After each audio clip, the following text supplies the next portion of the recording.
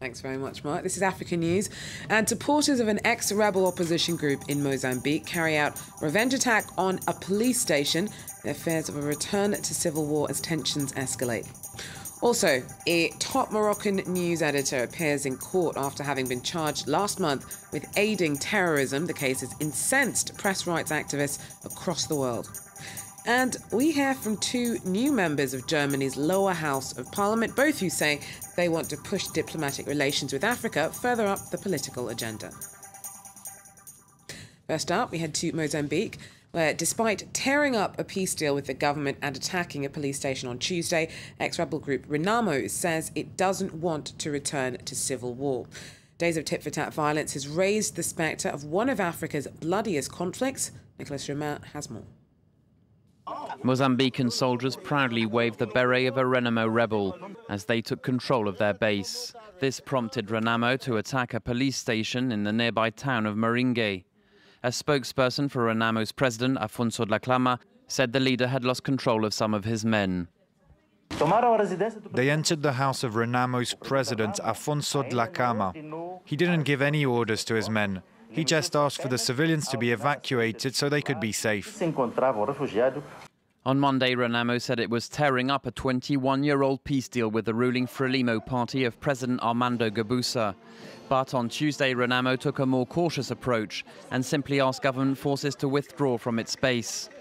The camp was set up last year to retrain former guerrilla fighters after the group said the ruling party was monopolizing power. Renamo and Frelimo fought a civil war between 1977 and 1992 that left 1 million people dead. Renamo was an anti-communist movement that accepted a peace deal after losing support from what was then apartheid South Africa and Rhodesia. Analysts say Dhlakama's Renamo only has 400 men, but it could create a climate of insecurity. That's exactly what the country's president will want to avoid to reassure investors. Mozambique has some of the world's largest untapped coal and gas reserves. Well, from Maputo, local journalist Fernando Lima tells us more about the recent escalation in tension and violence. To the escalation of this violence was the military build-up by the government in an area where Mr. Dhlakama was located. To the final punch yesterday against the base where Mr. Dhlakama was. So at this point, the attack yesterday gives at least an excuse for Renamo to launch attacks on other areas in the country, and this is already happened. At least 3 minor attacks had happened in the last 24 hours, and tonight people believe that more attacks can happen in different locations, namely in a small town of Maringue. It was where Mr. Afonso Dhlakama spent most of the years of the war. So you're saying that there are fears of more violence, but at the same time we're hearing Renamo say that there is that it does not want any return to civil war. A bit of a conflicting message there. I would say that it's a way of speaking, but instead of using their mouths to speak, they are using bullets.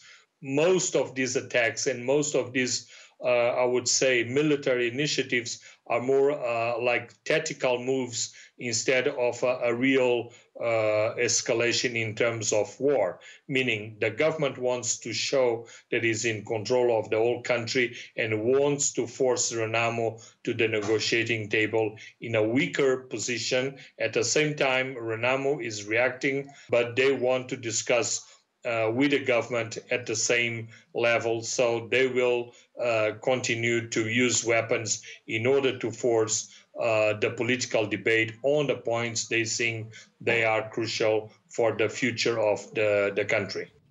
Fernando Lima there, speaking to us earlier from Maputo.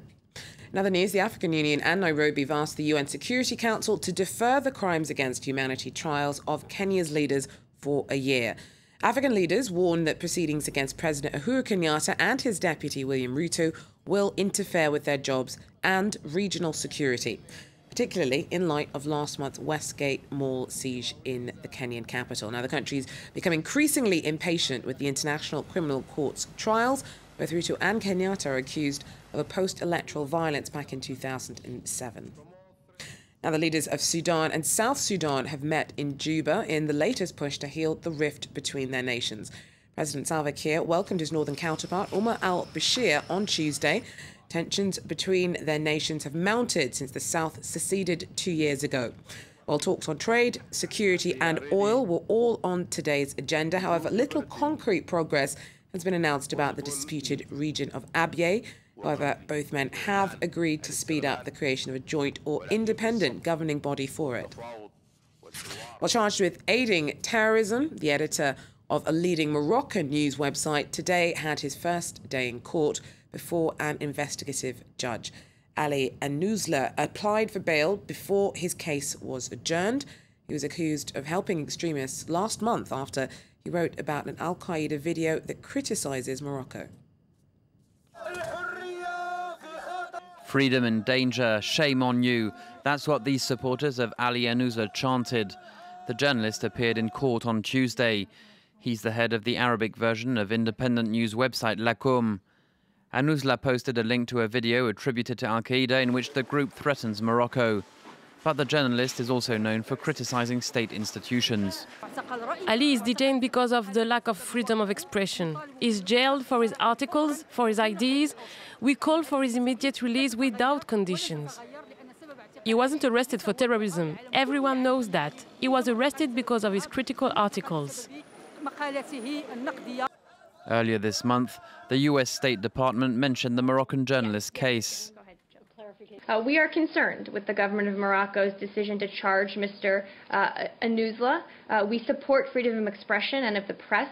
We urge the Moroccan authorities to treat his case in a fair and transparent manner. On Tuesday, Anouzla applied for bail. The decision will be taken within 5 days. Charged with aiding terrorism, he risks up to 20 years in prison.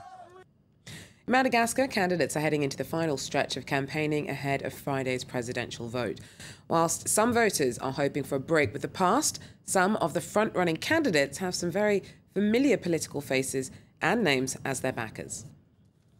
One is a doctor, the other a businessman. Both are former ministers. Jean-Louis Robinson was health minister under former President Marc Ravalomanana. Herr Razonari-Mampian was Treasury Minister under President Ange Razoel. Both are relative unknowns but have come to the forefront thanks to the endorsement of the current and former presidents. Herr Razonari-Mampian is counting on the vote of the younger generation, which had hoped for change with the 2009 coup d'etat. He's young and wants to help the young. I like him because he promises to create jobs. I like that. Razonari-Mampian says he's there to put the country back on its feet. That's why I'm here, to improve the situation and take part in the reconstruction of this country. Jean-Louis Robinson is also a favorite. This former doctor has promised free schools and to build infirmaries and various infrastructure. He appeals to those who are nostalgic for the reign of Marc Ravalomanana, overthrown in 2009. Marc Ravalomanana should have been allowed to finish his mandate. We want our revenge, but in a democratic way. He is the solution to bringing back our father, Marc Ravalomanana.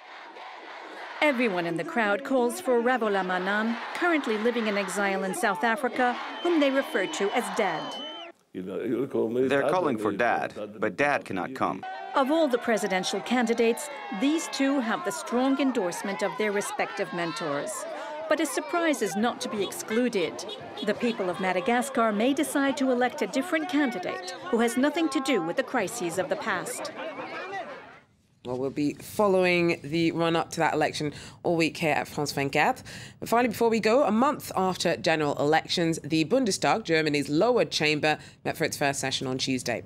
Well, for the first time, some of the members taking seats are of African origin. They say that they're hoping to push closer diplomatic relations with the continent higher up the political agenda. Our correspondent went to meet them. His office is still rather bare, but for Karamba Diaby, the essentials are in place. On his shelf, a gift from the party, the complete works of Chancellor Willy Brandt. His ideas about Africa and about the Third World, they were very progressive. He really made a big impression on me, and that's one of the reasons I joined the SPD. And that's why they gave me this present. He came to Germany in the 80s to study chemistry. In 2001, he got German citizenship and started to get into politics. Education and integration were the policy areas that interested him most. But as an MP, he hopes he can now bring Germany closer to Africa, particularly to the French-speaking countries. There are lots of relations with Tanzania and other countries from East Africa, but with West Africa there's lots to do. If I can help improve relations, if I can find investors and start a dialogue with institutions and NGOs in Senegal and other African countries, I will do that. Karamba Diaby will now be dividing his time between Halle, his constituency, and Berlin and the Bundestag. And here, he's not the only new MP of African descent. Charles M. Huber is the new Christian Democrat MP for Darmstadt. A former TV actor, he was born in Germany and has a Senegalese father. He also wants to build bridges between Germany and Africa, which he says both sides would profit from. Germany doesn't have a colonial history like France or the UK does. Germany isn't as open either to foreign cultures. The skill, intercultural competence, I think it would really benefit the country. The new German parliament now has 37 MPs with an immigrant background. It's a record for the Bundestag. That wraps up African News for me, but I will be back with more tomorrow, Mark. Excellent, Georgia. Thank you very much indeed, Georgia Calvin-Smith of African News. We're taking a short break after that. Another World News update, and in sport, a familiar face. Stay with us.